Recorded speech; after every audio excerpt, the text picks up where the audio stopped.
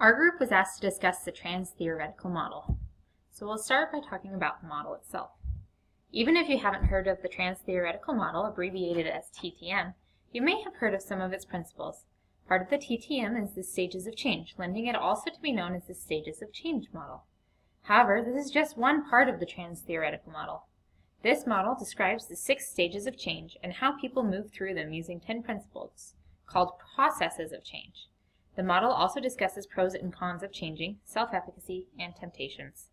By using these different components, this model helps describe the nature of behavior change and the interventions that can best facilitate change. Before going into more detail, we first want to help you understand how the pieces of this model fit together. This image shows the stages of change across the top. Each of the blue boxes includes some of the processes of change to help show where they fit into each stage. The yellow boxes then show how the pros and cons of change fit into the stages of change and where self-efficacy begins to increase. Keeping this image in mind will help you better understand the theory as we go into more detail of each part. The key foundation of the Transtheoretical Model is the stages of change model. The stages of change are based on the idea that change is a temporal dimension or a process. While these stages are often discussed sequentially, they are not always followed in a linear manner. As this image shows, you can easily go backwards between stages as well as advancing through the stages. Pre-contemplation is the first step in the stages of change. In this stage, the individuals do not intend to take action in the near future, typically defined as the next 6 months. Individuals can be in this stage for multiple reasons. Sometimes those in this stage are here because they have a lack of information or knowledge about their behaviors. Other times, they may have tried change in the past but feel defeated by a previous failure and do not believe they are capable of change. People in this stage often are resistant to change or lack motivation. Individuals in the contemplation stage are those who are thinking about change or intend to change their unhealthy behaviors within the next 6 months. While these people have a higher sense of awareness than pre-contemplation about the pros of changes, they are also weighing them against the cons of changing. They have a, well, maybe attitude about changing, knowing that they probably should change, but they aren't ready to commit to change yet. This is the stage commonly referred to as chronic contemplation or behavioral procrastination. Because of this limbo stage, people are not ready for action-oriented programs that expect immediate participation. To move to the next stage, these individuals need to be convinced that the pros outweigh the cons. People in the preparation stage intend to take action within the next month. They have formulated a plan of action, such as consulting with a registered dietitian, signed up for a gym membership, or possibly speaking with their primary care physician, or even buying a book on the subject. This is the stage individuals should be recruited for action-oriented programs, such as healthy living workshops or tobacco cessation groups. They are formulating the plan of action and are motivated to make a change. In the action stage, an individual's actions are observable, which can also be synonymous with behavior change. They have made specific modifications to their unhealthy behaviors or lifestyles within the past 6 months. For instance, an individual in the action phase trying to reduce cholesterol may be monitoring and decreasing their saturated fat intake, or someone wanting to be more active may have started going to the gym 5 times per week. The individual sees the pros outweigh the cons. The maintenance stage is about working to prevent lapses and relapses and to continue with the maintenance of their specific modifications to their lifestyles. Individuals are not applying change processes as frequently as they once were. Characteristics include decreased temptation and increased confidence. This maintenance period is estimated to last from 6 months up to 5 years. The final step is either successful termination of behavior or relapse to previous behavior. Individuals who have termination have 100% self-efficacy and no temptations toward engaging in old behaviors as if they had never acquired them.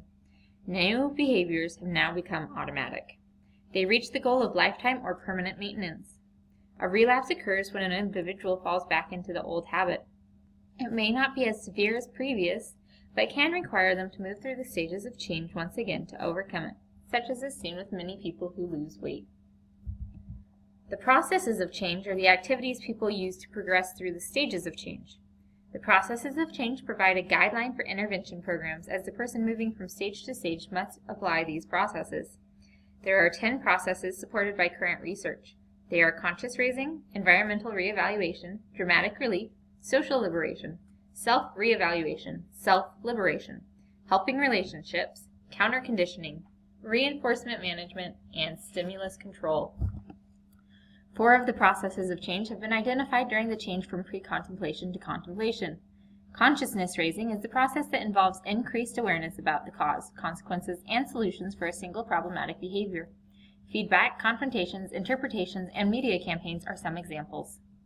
Dramatic relief is the process that typically increases the emotional experiences accompanied by unhealthy behavior risks, followed by expected relief if action to change the behavior is taken.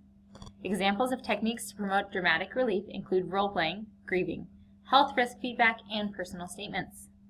Environmental reevaluations occur through cognitive and affective assessments. This process evaluates how the presence or absence of a behavior affects their social environment.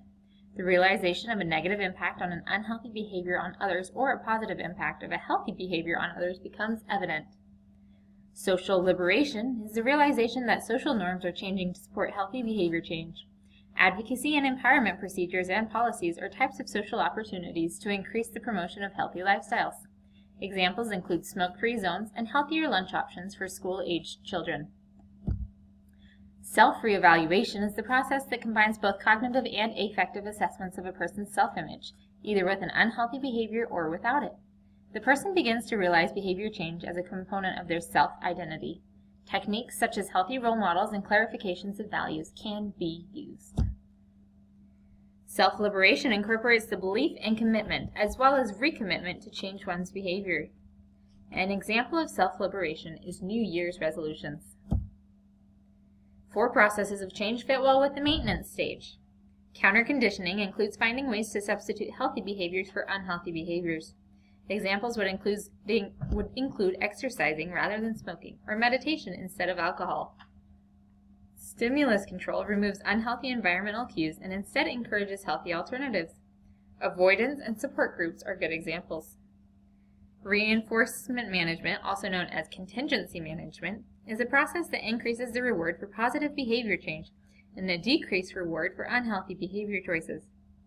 There are consequences for moving in a specific direction. Incentives and group recognition are procedures to increase reinforcement, as well as the likeliness a healthier behavior will be repeated. Helping relationships incorporates social support with the healthy behavior change. This process builds on trust, openness, acceptance, compassion, and support. Buddy systems, building a rapport, and counselor calls are all techniques used in helping relationship process. Decisional balance and self-efficacy are the final parts of the Transtheoretical Model. Though often overlooked, they are important to understand behavior change. Depending on what stage a person is at in the stages of change will partially affect what the decisional balance looks like and how much self-efficacy a person possesses. Decisional balance is weighing the pros and the cons. The pros are viewed as the benefits of changing the unhealthy behaviors, including the instrumental gains to self and to others, and the approval from both self and others. The cons are viewed as the cost of changing the unhealthy behaviors, including the instrumental cost to self and to others, as well as disapproval from self and others. Confidence, or self-efficacy, is the belief that one can modify the unhealthy behavior with a healthy behavior, even when faced against challenging and enticing situations. It is a situation-specific confidence that tests whether people can cope with high-risk situations without relapsing to previous unhealthy behaviors. Temptation is the opposite of self-efficacy. Temptations are intense desires or urges to engage in unhealthy behaviors when facing challenging situations. The 3 most common types of temptation include negative affect or emotional distress, positive social situations, and craving. A research article titled Effects of Environmental Intervention in Workplace Cafeterias on Vegetable Consumption by Male Workers was published in the 2014 September-October edition of the Journal of Nutrition, Education, and Behavior. This study used the Transtheoretical Model to see how they could affect vegetable consumption on those males who ate at their cafeteria at least 3 times per week. In this non-randomized controlled trial, the author investigated the effects of the Transtheoretical Model-based environmental interventions on the vegetable consumption of male workers in workplace cafeterias. Participants answered questions about their past, current, and intended future vegetable consumption practices to determine which stage of change they were in. For example, a participant who reported consuming less than 5 servings per day of fruits and vegetables with no plan to increase his consumption to at least 5 servings daily would be classified as being in the pre-contemplation stage. Participants who reported already consuming at least 5 servings daily were then asked how long they had been doing so. Those answering less than 6 months were classified as being in the action stage, while those who had done so for at least 6 months were classified as being in the maintenance stage. The researchers used a processes of change scale tailored to vegetable consumption based upon a scale developed in a previous study. This scale measured the 10 processes of change by asking participants to rate, on a 5-point Likert scale, the frequency of their exposure to various experiences and behaviors relating to each component. The same scale was used to measure perceived social support by asking the participants whether they felt the consumption of vegetables would be supported by local farmers, their workplace cafeteria, and other parties involved in the intervention. The intervention involved informational table tents such as this one, which were placed in the workplace cafeterias. The duration of the intervention was 24 weeks. The table tents were updated every 2 weeks in deliberate order with messages specifically geared towards progressing through the stages of change. The posters were used to advertise where locally grown vegetables used in the cafeteria dishes were produced, thus increasing the perceived social support of local farmers. The use of the Transtheoretical Model was important to this study's design because the focus of this intervention was to help all of the workers progress from their presumed ambivalence toward changing their vegetable consumption habits anytime soon. All of the table tents initially presented information geared toward pre-contemplation and moved all the way to maintaining increased vegetable consumption habits, or the maintenance stage. This focus was chosen due to the existing evidence that the Transtheoretical Model has been successfully applied in previous studies on behavior change and vegetable consumption. There are some advantages and some limitations to this model. There are multiple advantages that we will look at first. The Transtheoretical Model is comprehensive. It draws on multiple theories of behavior change, including Freud, Skinner, and Rogers' theories. In the Transtheoretical Model, behavior change is viewed as a process. This indicates that the change is a fluid progression rather than static, and that it requires multiple steps to achieve a goal. This model has interventions that are tailored to an individual. For example, individuals in pre-contemplation or contemplation would not respond to action-oriented interventions. This helps increase retention as interventions meet individual needs. Evaluation dispenses with achieving desired behavior as ultimate success or failure of entire interventions. Instead, evaluation based on progression through stages. This allows for stage-specific interventions to be modified and more successful. There are multiple limitations to this model. There is a lack of research on the Transtheoretical Model's role on behavior prevention. The bulk of research has been done on effects of altering existing behaviors. Meta-analysis has stated that the Transtheoretical Model has been applied in 10 countries. However, on closer examination, about 75% of participants were from the United States, around 15% from Germany, and only around 3% or less represented the remaining 8 countries. Stages of change is frequently assessed through self-reporting questionnaires and/or surveys. No validated markers have been created to independently assess when an individual moves from one stage to another. Much of the research has not included the interaction of the processes of change within the framework of the stages. It generally just looks at the stages of change. A common critique of this model is progression from one stage to the next does not necessarily reflect behavior change, but instead only reflects temporary changes. Even with the limitations, the Transtheoretical Model can be very helpful in multiple applications. It is best suited to interventions that focus on behaviors rather than a very specific goal.